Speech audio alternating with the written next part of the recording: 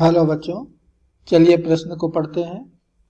समान द्रव्यमान m वाले चार कण पारस्परिक गुरुत्वाकर्षण बल के प्रभाव में r त्रिज्या के वृत्ताकार पथ पर गतिशील हैं।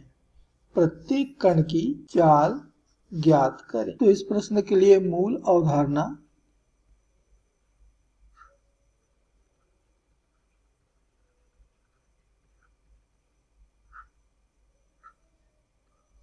गुरुत्वाकर्षण बल है।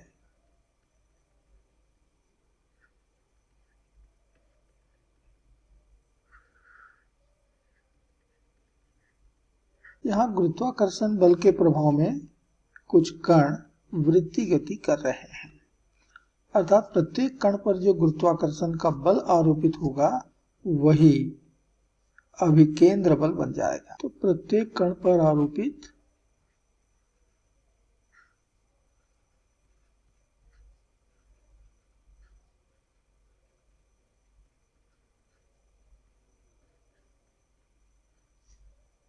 परिणामी गुरुत्वाकर्षण बल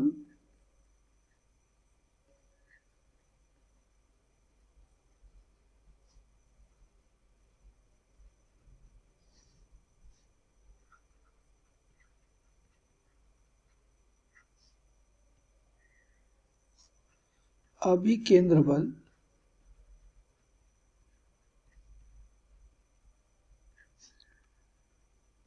का कार्य करते हैं,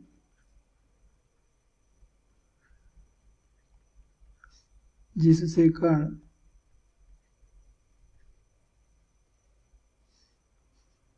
वृत्तीय गति करते हैं।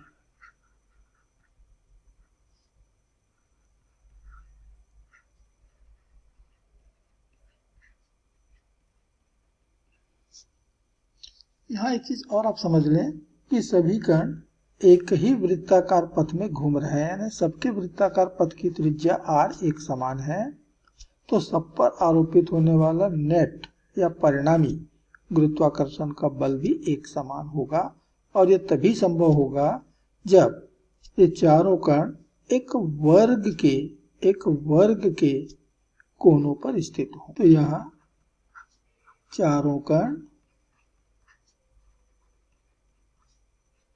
एक वर्ग के शीर्षों पर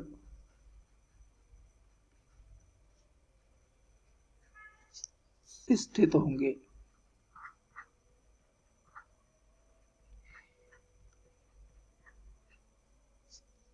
तो दिया गया प्रश्न बस इसी अवधारणा पर आधारित है। तो हमारे चार कण हो गए, प्रत्येक का द्रव्यमान m और एक वर्ग के कोनों पर स्थित है, इस तरह से कि वर्ग का केंद्र ही सभी कणों के वृत्तीय गति का केंद्र है, और इसलिए केंद्र से प्रत्येक कण की जो दूरी है वही आपके वृत्त की त्रिज्या होगी r।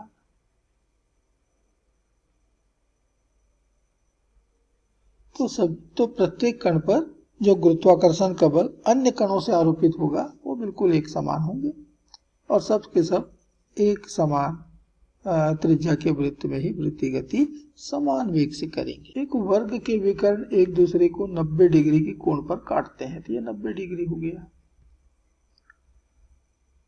और 90 डिग्री के कोण के सामने वाली भुजा कर्ण होता है। तो इसके वर्ग की प्रत्येक भुजा की लंबाई मान लेते हैं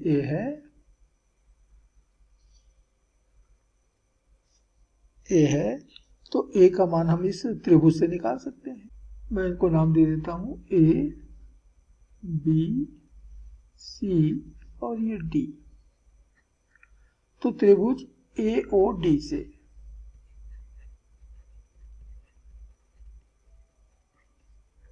a का वर्ग बराबर मिल रहा है r का वर्ग धन r का वर्ग, इसका मतलब हुआ 2r का वर्ग।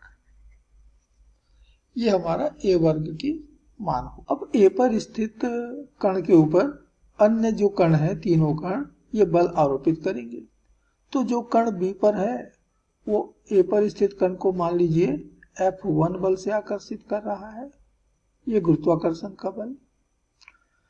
तो d पर स्थित कण भी a से समान दूरी पर स्थित है, और यह भी उतने ही बल से आकर्षित करेगा, अर्थात F1। तो कण पर 2 बल लग गए, F1 F1, और एक बल लगेगा C के द्वारा, और ये मान लेते हैं F2 है क्योंकि ये अलग है। ये दोनों F1 का जो परिणामी है वो भी हमारे केंद्र की ओर ही होगा, क्योंकि कण के ऊपर जो परिणामी बल है वो केंद्र की ओर होना चाहिए, तभी वो अभिकेंद्र बल बनेगा और तभी कण वृत्तीय गति करेगा। तो चलिए M पर कितना बल लग रहा है, कुल बल A पर स्थित M पर, तो A पर स्थित कण पर आरोपित परिणामी गुरुत्वाकर्षण का बल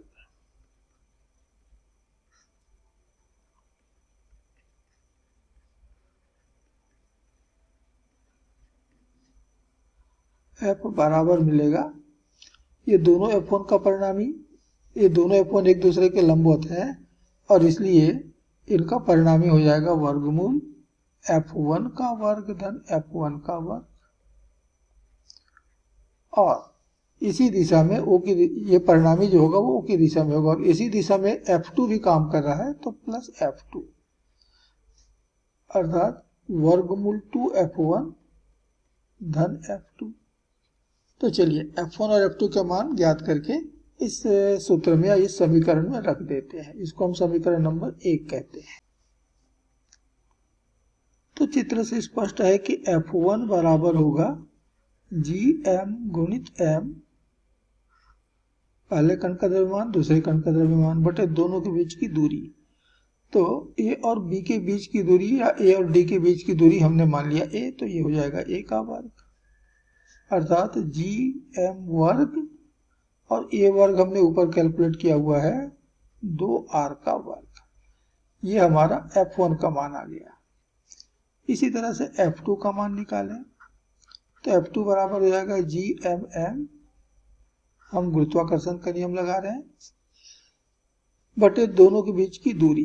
तो A और C के बीच की दूरी आप देख रहे हो, ये तो R के बराबर है, सॉरी R धन R के बराबर। तो केंद्र से A की दूरी R, केंद्र से C की दूरी R, और इसलिए A से C की दूरी हो गया 2R, तो हो जाएगा 2R का वर्ग, तो हो गया GM का वर्ग बटे 4R वर्ग। तो हमारा F2 भी निकल आया, F1 तो पहले निकाल चुके हैं। ये दोनों मान हम समीकरण 1 में रख देते हैं। तो समीकरण 2 एवं 3 से मान समीकरण 1 में रखने पर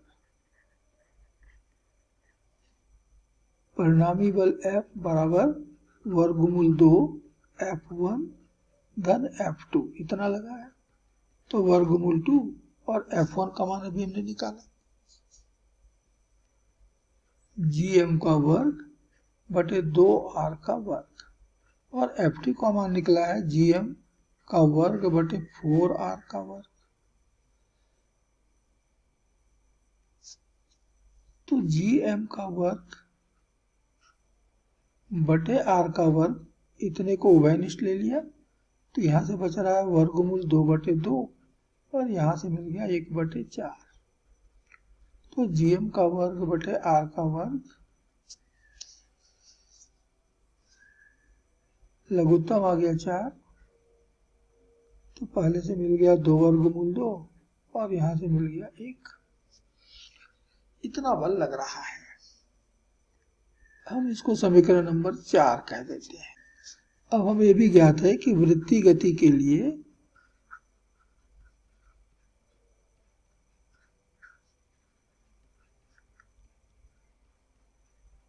आवश्यक अभिकेंद्र बल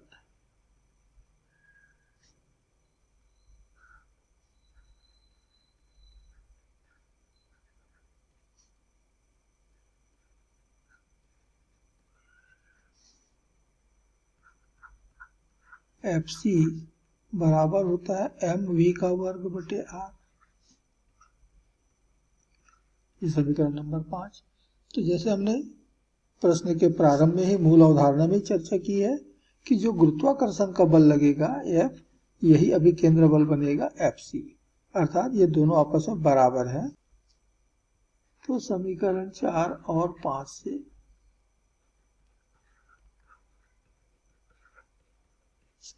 अभिकेंद्र बल FC बराबर होना चाहिए गुरुत्वाकर्षण का बल F।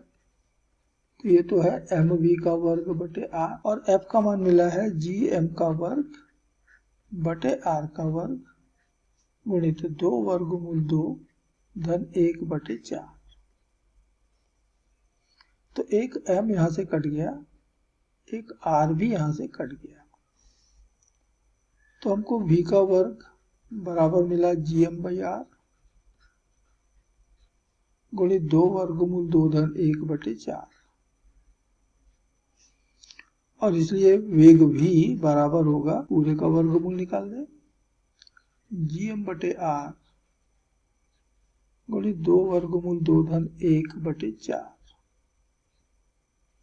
4 का वर्गमूल निकल सकता है तो बाहर कर देते हैं 1 बटा 2, और वर्गमूल के भीतर होगा gm बटे r गुणित 2 वर्गमूल 2 धन 1। तो ये हो गया प्रत्येक कण का वेग उस वृत्तीय गति में प्रत्येक कण का वेग, और यही इस प्रश्न का उत्तर है। आशा करते हैं आपको समझ आया होगा। धन्यवाद।